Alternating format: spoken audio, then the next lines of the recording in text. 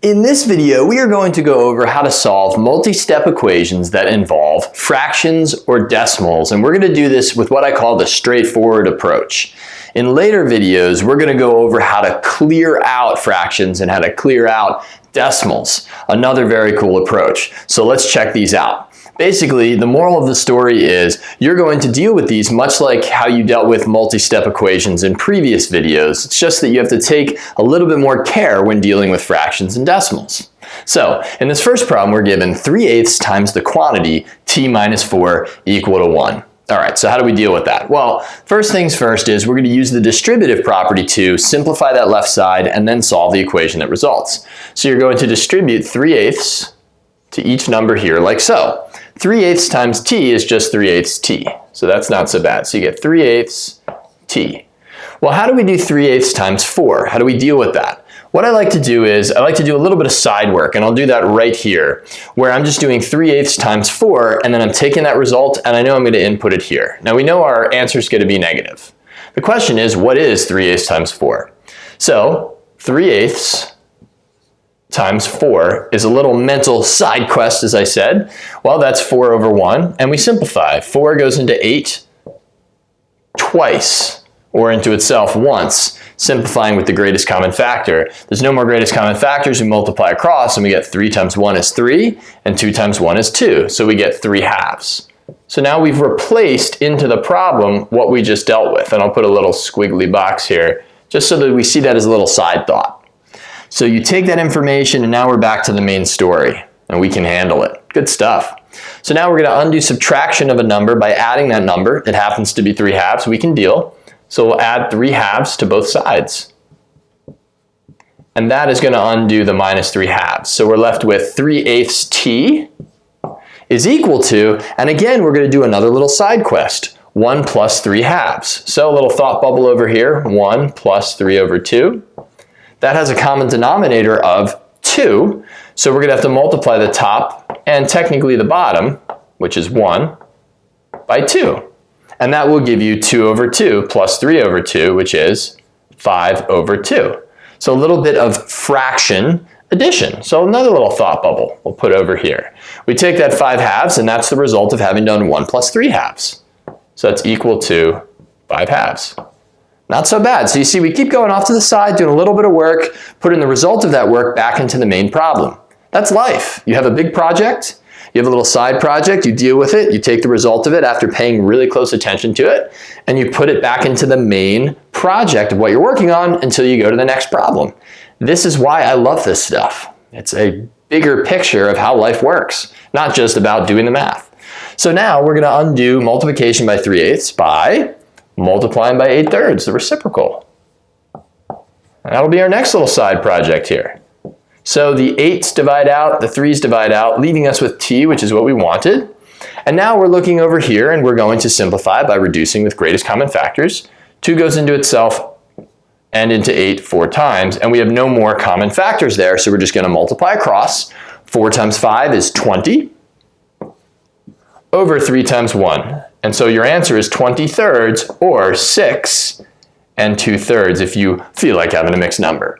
Of course, you can take your answer and plug it in, subtract 4, and then multiply by 3/8, and guess what you'll get out? 1. So a nasty problem, no doubt, but one that I know you can handle. Okay, so off we go, and these will be longer problems to go over because they take longer. So bear with me here as we go through these examples, and I hope that you glean some sort of awesome insights. So, p plus 1/10 p is equal to 2/15. Well, whatever this number is, we know that these are like terms, and so therefore we can add them. So I look at this and I think, well, this is the same as doing 1p plus 1/10 p, or 1 plus 1/10, right? So mentally, I'm just doing 1 plus 1/10. And then the result of that will be the number of p's that we have, the coefficient of p. Well, this I need to multiply, it's 1 over 1, by 10 over 10. What that will do is that'll give us the common denominator of 10, so that'll give us 10/10 plus 1/10 is 11/10. So I do that off to the side. That's a little thought bubble that I do off to the side. And now that means I have 11/10 p. Beautiful. And that's equal to 2 over 15. Okay, so now from here, I reset, refocus, and recognize, oh, okay, I've got to undo 11 tenths times p, so I multiply by 10 elevenths. And of course, I need to do that on both sides. So now from there, we see that the 11s divide out, so do the 10s, and we're left with p is equal to, and now focus solely on the multiplication of these fractions. The greatest common factors that we see is 5 goes into 10 twice, so that becomes a 2, and it goes into 15, 5 that is, 3 times, and we have no more greatest common factors remaining between the numerators and denominators, so we multiply across. 2 times 2 is 4. 3 times 11 is 33. A nasty number, but the correct answer. Good stuff, good stuff. Last but not least, we'll get to a decimal problem that looks heinous, but you can handle it. You're going to treat it, much like we've treated these other problems, like any old multi-step equation. So we notice we have like terms here. So remember that that minus sign belongs with the 3.4b. So we would combine 1.25 minus 3.4b. And 1.25 subtracted from 3.4, you can either use a calculator, do a little mental math or side work, is going to be negative 2 point, need the eraser there, negative 2.15b. And that's going to be plus 6, because that's what we have remaining there, equal to 2.27. All right. So it is a two-step equation we're left with. We want to undo addition of 6, so I will subtract 6 from both sides, of course. And that leaves us with negative 2.15b on the left. Notice we're not doing anything different compared to other multi-step equations, just dealing with the fractions.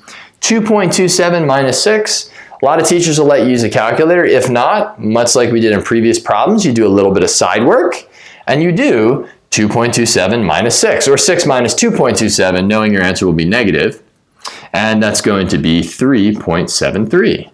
Gross numbers. Well, don't worry about the fact that they're decimals, just be concerned with the fact that you have a number times a variable. We undo that by dividing by the coefficient, by that number. Negative 2.15, and of course we've got to do the same thing to both sides.